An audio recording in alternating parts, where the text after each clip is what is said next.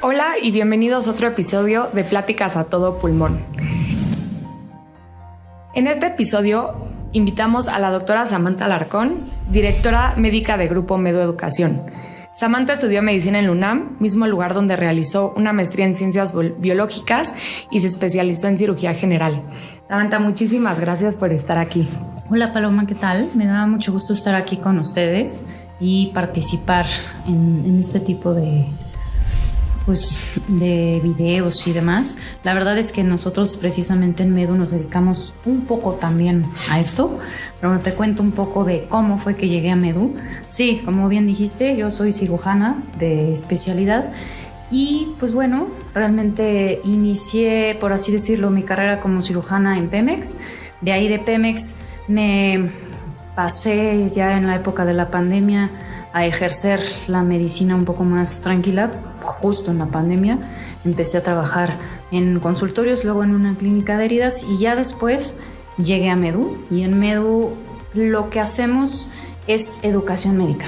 Y la educación médica la hacemos desde todos los puntos de vista y esta es la parte que también nos gusta porque sabemos que hay muchos temas alrededor de la medicina de los que mucha gente está interesada, de los que mucha gente quiere saber y que no necesariamente a veces los médicos nos los explican. Pero, pues bueno, sí creo que al menos de forma inicial valdría la pena hacer este acercamiento entre la medicina y HVAC, ¿no? Que es aire acondicionado, que no nada más implica esto de, ok, voy a enfriar este cuarto para que quede bien. No, realmente HVAC es un sistema que va mucho más allá de solamente enfriar un cuarto o de tratar de mantener una temperatura adecuada para el cuerpo humano.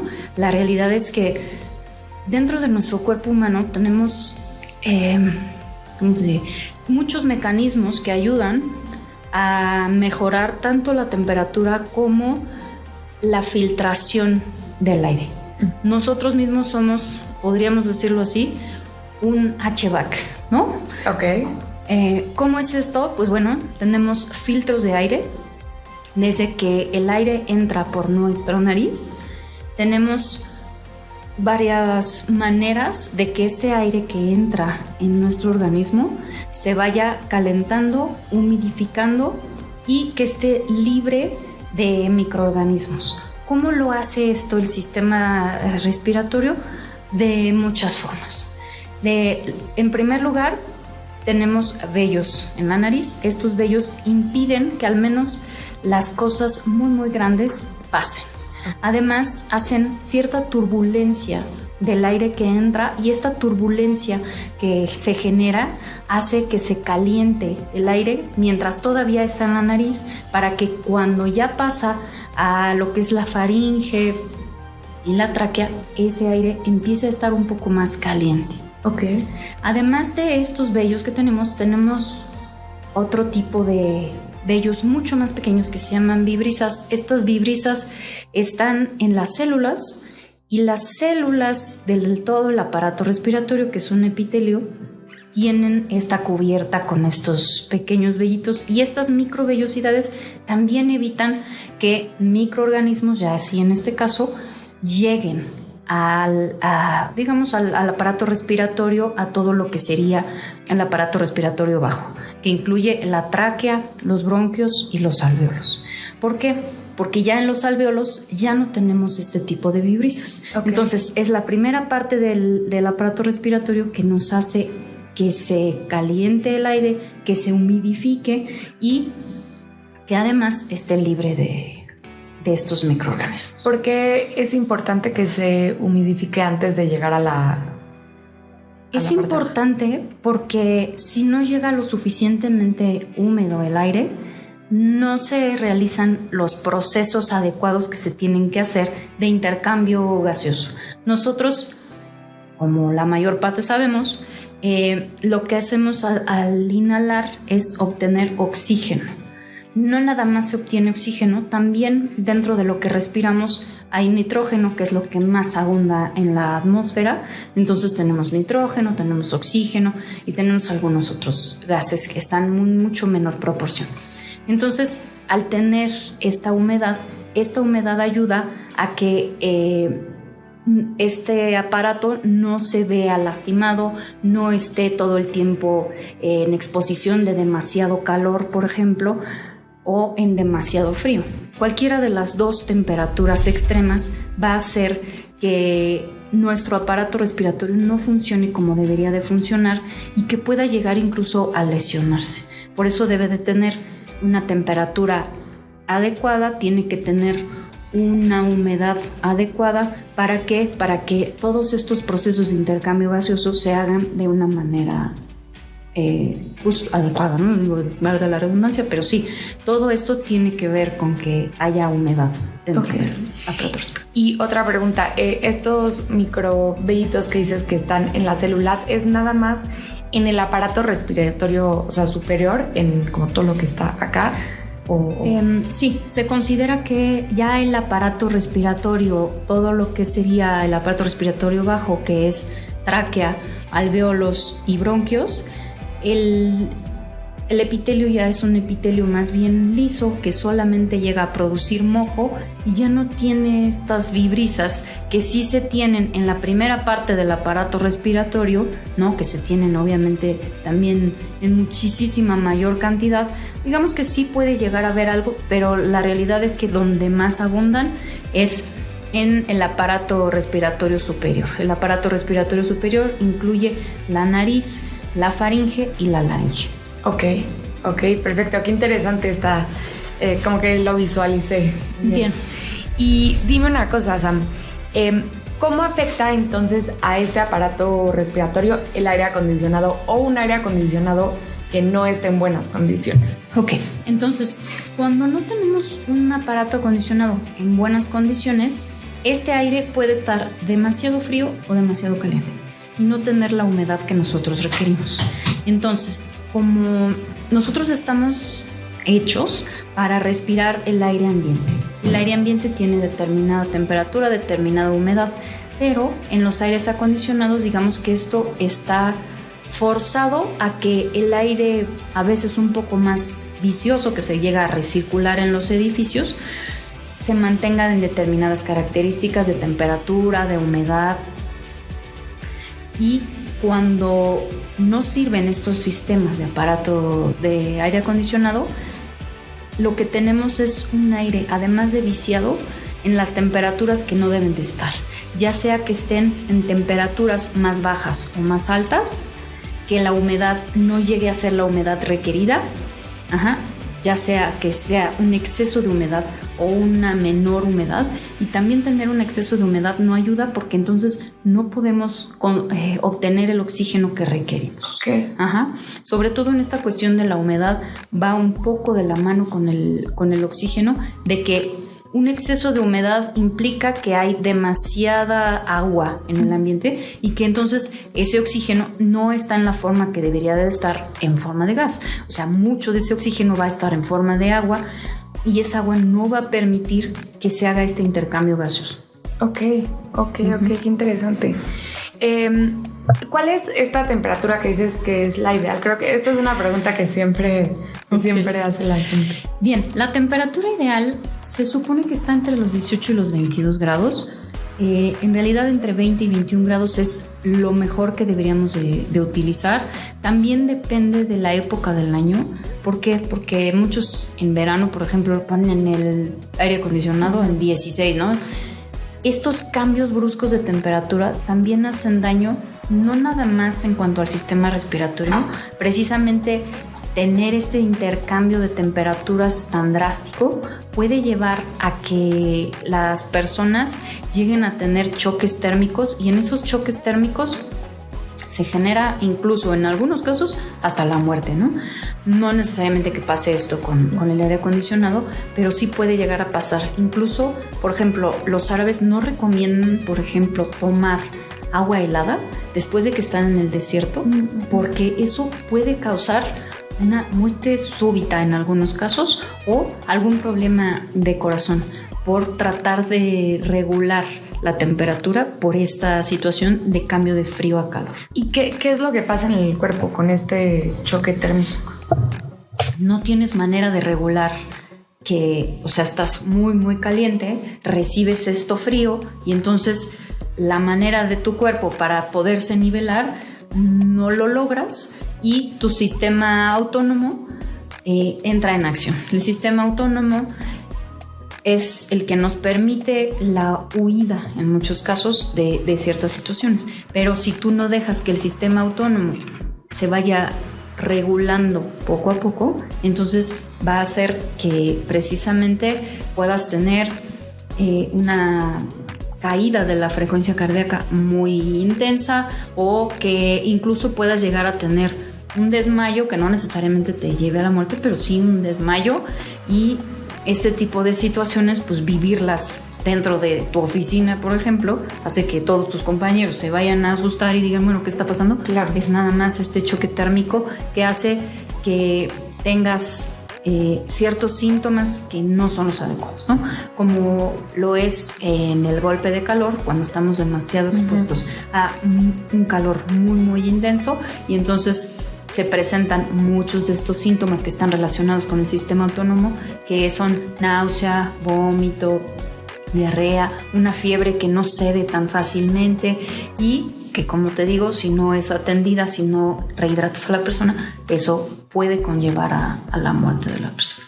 Claro, qué duro. Pero, y aunque no hablemos de situaciones tan extremas, estas temperaturas, o sea, muy altas o muy bajas sin llegar como a un extremo, igual son muy malas para que la gente trabaje a gusto y para... Sí, exactamente. Las temperaturas en las que idealmente debemos trabajar deben estar en este rango de 18 a 22 grados.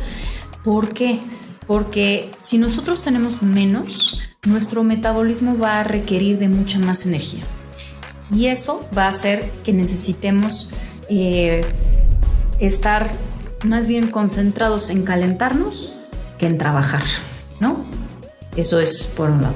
Y luego, si tenemos temperaturas mayores, el cuerpo igualmente va a gastar mucha de su energía en tratar de mantenernos frescos, en lugar de que llegue una adecuada irrigación al cerebro y que tengamos una adecuada concentración. Entonces, esta temperatura es la ideal porque a ese nivel, en esas temperaturas, lo que se ve es: me va a llegar suficiente oxígeno porque mi presión arterial va a ser la adecuada y voy a tener además los suficientes nutrientes.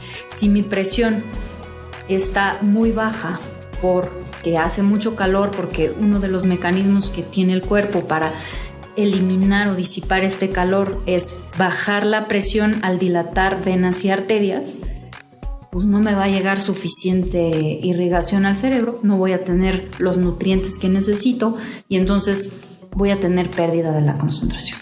En cambio, en el otro extremo, que sería las temperaturas bajas, yo lo que voy a hacer es utilizar mi energía en lugar de que vaya hacia donde tiene que ir, en tratar de mantener los órganos vitales pues en buenas condiciones. Y lamentablemente para el cuerpo el cerebro no es un órgano vital. ¿Cómo crees? Eso sí, no me lo imaginaba.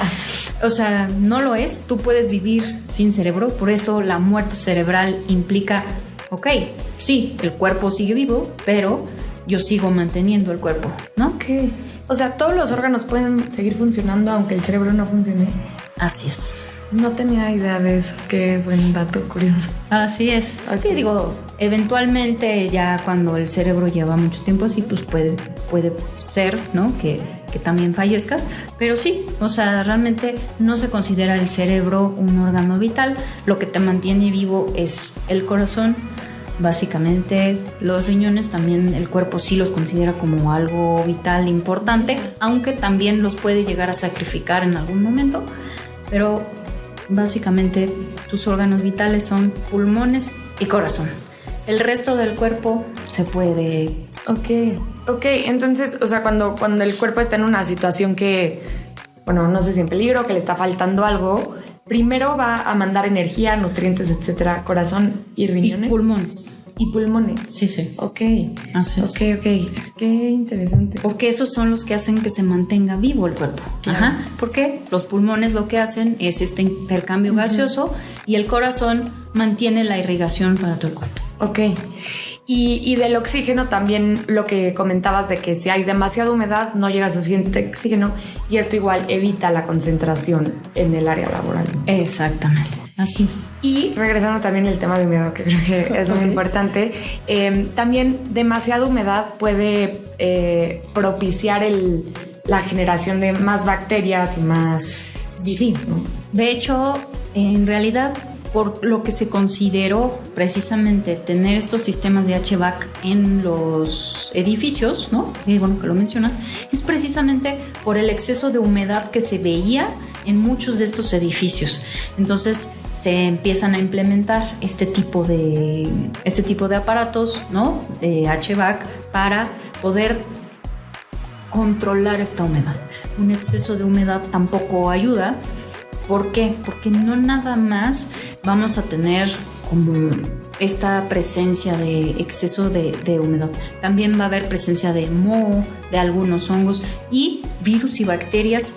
Va a hacer que puedan estar ahí de una manera mucho más fácil si hay humedad que si no la hay. Ok. Y sí, y con todo este tema, y bueno, más a partir de COVID, pero creo que las empresas en la industria HVAC se enfocaron mucho a generar nuevas tecnologías o reforzar las que ya habían en cuanto a la desinfección de los aires acondicionados. Así es. Bueno, en realidad, en un inicio lo que se utilizaban eran ciertos filtros para evitar que estas bacterias, estos virus, llegaran a todas las personas que están en un edificio, ¿no? No nada más se utilizan en edificios de oficina, pues ya sabemos que HVAC se utiliza en muchísimos más edificios, en escuelas, en universidades, en centros comerciales, hasta en tu automóvil se utiliza. Entonces, realmente ahí lo que se utilizaban es filtros. Ahora se usan filtros que tienen poros nanométricos, ya cada vez son más pequeños. Otras cosas que fueron implementando después de la pandemia, precisamente para evitar esta propagación de virus, fue utilizar sistemas de rayos ultravioleta. Okay. Y con los rayos ultravioleta, digamos que se suma el filtrado con los rayos ultravioleta, y al mezclar estas dos tecnologías vamos a disminuir aún más pues la propagación del virus. Algo que sí, digo, es imposible de que pase es si mi compañero de al lado está enfermo, pues ahí está muy difícil que no me llegara a contagiar. Claro. Y que HVAC sea el único sistema que me ayude a evitar enfermar. Claro. Entonces, en este caso, lo que sí es que estos sistemas de rayos ultravioleta van a ayudar perfectamente, más los filtros que son de nanométricos ya actualmente y que van a ayudar a evitar todo esto. ¿Por qué se vio esto? Porque pues precisamente en los hospitales vieron que se propagaba un poco el SARS-CoV-2, que es el virus de COVID-19, y entonces al ver que se propaga esto, lo que haces es tratar de evitar que se siga propagando más o que sigamos teniendo este tipo de problema. Ahora, lo único que sí, y es muy muy importante, es estos filtros se tienen que tener actualizados, se tiene que dar el mantenimiento adecuado para este tipo de sistemas HVAC, porque si no tenemos ese cuidado de nuestros sistemas, realmente va a dar igual que yo tenga el último filtro, si este filtro ya tiene 5 años, ¿no? O sea, tienen cierta vigencia porque se va quedando ahí lo que se llama la biomasa, que es bacterias, virus, hongos, en estos filtros. Entonces, estos filtros también tienen que ser cambiados cada determinado tiempo.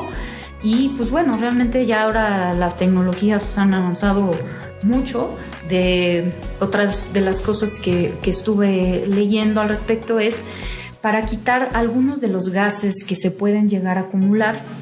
Ahora utilizan bacterias y plantas, ¿no? Y estas bacterias y plantas también pueden ayudar a eliminar ciertos gases y ciertos otros contaminantes que pudiera haber en este sistema de HVAC. Ok, entonces esto en las oficinas, o sea, por ejemplo, este tipo de plantas se ponen como aparte, o estas bacterias y no sé si sean microplantas que se pongan dentro del sistema o cómo funciona? Sí, exactamente. Las van poniendo dentro del sistema o ponen plantas, digamos, de tamaño normal, plantas que específicamente funcionan para esto y pues tu laboratorio, a ver, ahora en lugar de que nada más sea todo flujo laminar y demás, también puedes llegar a tener una planta ahí, bacterias obviamente que están controladas, claro, ¿no? Para que no vayan a generar otro tipo de infecciones, otro tipo de cosas, y entonces esto se añade a todo el sistema de seguridad. Ok, entonces literal en vez de un purificador de aire extra que consumiría además más energía, puedes poner una planta de la especie correcta. Exactamente. Ok. Así sí. Pero de todas formas, por ejemplo, que no se podía poner la planta, un purificador de aire sí es una buena opción para aumentar claro, por la limpieza del aire, ¿no? Sí, un purificador de aire nos va a ayudar también para pues que no todo lo tenga HVAC, ¿no? Uh-huh. Las recomendaciones son de acuerdo con la CDC, que también pongamos ventiladores. Si ponemos purificadores de aire, pues esto va a ayudar a mejorar la calidad del aire y no esté tan viciado dentro del salón, de la oficina, claro, de los lugares. Pero sí, la recirculación del aire es algo súper importante también, ¿no? Claro, sí, la recirculación del aire debe de hacerse que no todo el tiempo esté solamente recirculando el aire del edificio.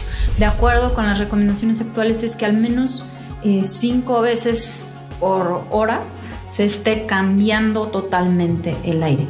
Esto hace que las oficinas no estén tan frías, uh-huh, pero pues sí hace que haya una mayor entrada de aire externo, no tengas todo el aire interno que a veces puede llegar a estar muy muy viciado y ayuda a que se complemente tanto el purificador como el HVAC. Claro, de hecho tiene una sobrecarga de dióxido de carbono, ¿no? El aire que no se cambia en...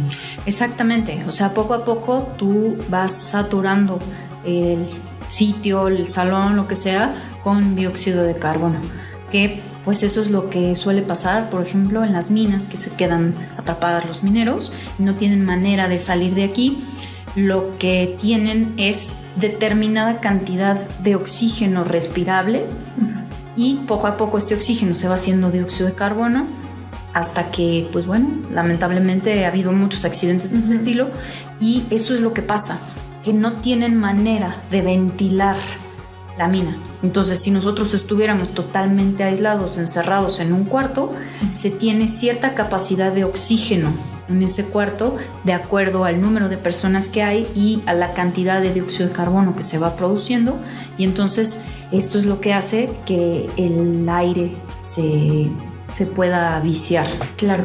Sí. Y dime una cosa, Sam, ¿qué tan importante consideras que la gente deberíamos de exigir una buena calidad de aire en los lugares en los que estamos? Porque, por ejemplo, un ejemplo que ponen mucho acá en la industria es que tú no aceptarías un vaso de agua que está sucio, que ves que tiene partículas, que ves que pues, si te lo tomas probablemente te vas a enfermar. Uh-huh. ¿Estás de acuerdo que el aire al final también es algo que estamos consumiendo y que también deberíamos de exigir su calidad? Por supuesto, yo creo que el aire es algo que se tiene que exigir la calidad, ¿no? Y bueno, más que muchas de las oficinas del mundo se encuentran en rascacielos donde no podemos abrir la ventana y tener una ventilación externa, sí el aire tiene que ser de una adecuada calidad, porque además, si no, a largo plazo se pueden generar algunas enfermedades que pueden llegar a dañar a los trabajadores que estén ahí, o incluso los que ya tienen algunos problemas pulmonares, pues pueden exacerbarse aún más. Entonces, lo ideal es tener un aire con una calidad excelente, que sí tratemos de, pues ahora sí que de fomentar la educación de tener aire de adecuada calidad con hasta los dueños del edificio, ¿no? Que no necesariamente son los empleadores, y entonces sí solicitar al dueño del edificio que el edificio esté siempre en buenas condiciones. hay algunas recomendaciones que se hacen de que si nosotros empezamos a ver datos de humedad o de moho en ciertas partes o alrededor de donde está el sistema HVAC, se tienen que hacer reportes cada determinado tiempo, y estos reportes se tienen que entregar al área correspondiente para que se haga el mantenimiento, se hagan las revisiones y en dado caso pues se haga el cambio de estos sistemas HVAC. O sea, realmente ahora ya hay sistemas tan buenos que puedes manejar desde tu celular. Claro. ¿No? Claro. Entonces creo que si la tecnología nos ha alcanzado en tantas cosas, creo que HVAC también es algo que tenemos que mantener actualizado dentro de los edificios. No nada más es esta situación de, bueno, pues sí, yo puse mi aire acondicionado, pero es de hace 20 años cuando empezó el edificio. Pues no, a lo mejor requiere ya de ciertas revisiones, sí.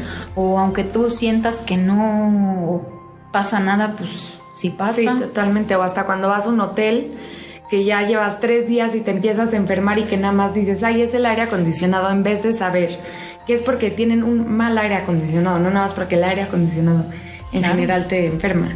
Y estoy totalmente de acuerdo con eso. Creo que falta muchísimo la educación del consumidor de aire acondicionado, porque esa responsabilidad, justo a diferencia de la comida, del agua, que como consumidor sí sabes un poquito más qué es lo que estás consumiendo, en el aire no tenemos idea y se lo dejamos plenamente, o sea, en la confianza de nuestra salud 100% al dueño del edificio o quien lo está manejando.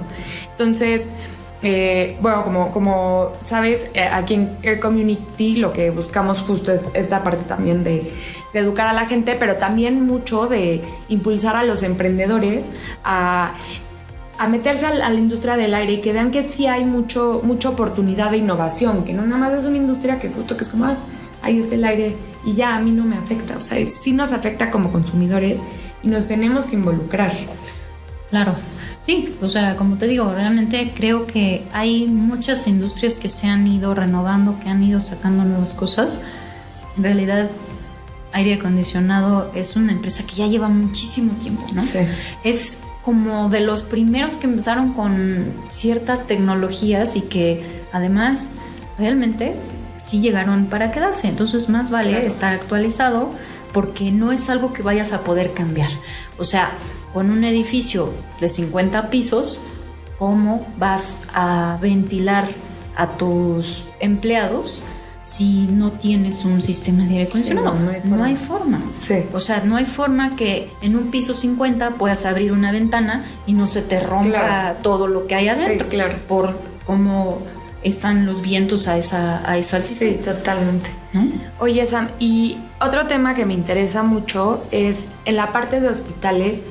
¿Cuáles? O sea, supongo que tendrán como unos parámetros mucho más estrictos, ¿no? Que cualquier lugar en el que estés. Sí, en realidad en los hospitales se tienen áreas que son todavía mucho más estrictas, y precisamente aquí es donde entra esta parte que te decía yo de la biocontención. ¿Qué es lo que pasa? Aquí tienes cuartos aislados, por ejemplo, de pacientes que están infectados, donde es más difícil que los microorganismos vuelen. Aquí se tiene cosas que se llaman flujo laminar, que obviamente también vienen propiciadas por el HVAC. Suelen ser cuartos un poco más fríos porque la temperatura se maneja un poco más fría, para que los microorganismos no se desarrollen de ninguna manera, y la presión del aire pues es un poquito más intensa para evitar que por volatilidad lleguen los microorganismos. No nada más pasa en los cuartos aislados, también pasa en los quirófanos y en los laboratorios. Okay. ¿Por qué? Porque en los quirófanos muchas veces abres algún cuerpo o algún paciente, y estos pacientes pueden tener datos de infección, pueden tener sepsis, y esto va a contaminar el resto de las salas, y eso puede propagar una infección intrahospitalaria. Entonces se requiere que estos sistemas de flujo laminar sean mucho más intensos. De hecho, la utilización de rayos ultravioleta en parte del flujo laminar en realidad viene de los hospitales, ¿no? Ahí es donde surgió, precisamente porque se necesitaba en los laboratorios de investigación o en los laboratorios donde se hacen el análisis de muestras clínicas y demás, ahí es donde normalmente se utilizaban estos rayos ultravioleta y se utiliza el flujo laminar, a veces en campanas muy específicas donde tienes nada más el flujo laminar y los rayos ultravioleta para evitar propagación. En estos lugares se tienen a veces cultivos de células o cultivos de bacterias o cultivos de microorganismos, de lo que sea, y tienes que tenerlos hasta cierto punto controlados, o tú mismo puedes generar una pequeña epidemia dentro del hospital o del edificio de investigación donde estés. Entonces, por eso se manejan con flujo laminar, se manejan con rayos ultravioleta para evitar que haya este tipo de situación. Entonces, parte de lo que ayuda a HVAC es evitar esas propagaciones siempre y cuando tengamos, como hemos dicho, estos filtros nanométricos, los rayos ultravioleta y que la presión del flujo laminar sea adecuada. Ok, qué interesante. Siempre tuve esa duda de los hospitales. Pues muchísimas gracias, Sam. Me gustaría, no sé si te gustaría cerrar como con algo que te parece justo, muy importante que nuestros oyentes sepan. Bueno, yo creo que algo bien importante de esto es, en medicina lo más importante es la prevención. Y entonces, si desde la prevención nosotros podemos utilizar este tipo de sistemas para evitar enfermarnos de lo que sea, para poder tener un mejor rendimiento en nuestro trabajo, en la escuela, yo creo que deberíamos de involucrarnos en este tipo de actualizaciones de nuestros sistemas HVAC o de implementarlos. Las constructoras ahora, a partir de ciertos niveles de pisos de los edificios, deben de manejar ciertos sistemas de ventilación. Y entonces estos sistemas de ventilación, pues debemos de implementarlos, no nada más verlos como de, bueno, pero pues es el aire acondicionado. Pues no. Creo que otra cosa bien importante es, si el turismo se ha esparcido tanto por el mundo, siempre revisar que el hotel a donde nos quedamos esté bien el aire acondicionado, porque luego regresas de cualquier lugar que te fuiste del mundo y además te agarraste una bacteria de allá que es súper resistente a todo lo que tienes aquí. Sí. Entonces, creo que vale la pena que HVAC nos ayude en la prevención, y que además finalmente también va a ayudar a que no se siga propagando más una pandemia que acabamos de tener hace poco. Entonces, creo que en esa parte es en lo que HVAC puede ayudar muchísimo. No nada más es en esta cuestión de mantengamos nuestro aire limpio en los edificios, sino incluso contener pandemias. Sí, totalmente. Perfecto, pues muchísimas gracias, Sam. Los invito a entrar a nuestra página web, es aircommunitylatam.com. Ahí pueden encontrar otros episodios del podcast, nuestras redes sociales, blog y mucho más información. Muchas gracias. Gracias, Paloma.